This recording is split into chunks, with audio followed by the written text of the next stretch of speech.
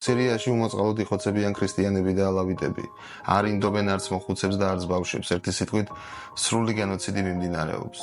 თუმცა დუმს ის ეგრეთ წოდებული ცივილური სამყარო, რომელიც ერთ დროს ასადის სისასტიკით იყო შეშფოთებული.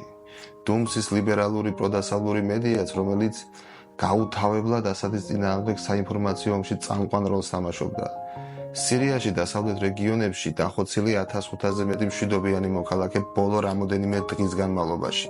ამ ყველაფრის სათავეში კი დგას ის ალსტუხიანი ტერორისტი ალ-შარა, რომელსაც ზურგს დასავლური სამყარო უმაგრებს. ასადის გაქცევის შემდეგ სირია და მისი ახალი მმართველები განთავისუფლდა ყველანაირი სანქციებისაგან. უამრავი დევნილი დაბრუნდა სახლში იმ იმედით, რომ მათ ქვეყანაში ახალი ერა დაიწყებოდა, მაგრამ პროდასავლურმა მმართველებმა მათ ნამდვილი ჯოჯოხეთი მრავალწლიანი დევნილობის შემდეგ საკუთარ სახლში დაახვედრა. როგორც მოგახსენეთ, დუმს ცივილური სამყარო აღარც ამერიკა შეშფოთებულა და აღარც ევროკავშირი აღშფოთებულა. დუმს ის მედიაც, რომელიც აცრემლებული თვალებით დგამდნენ სპექტაკლებს ასადის რეჟიმის წინააღმდეგ. თუმცა როგორც ჩანს, მათი მისია შესრულებულია. ასადი გაიქცა, სირია თავისუფალია.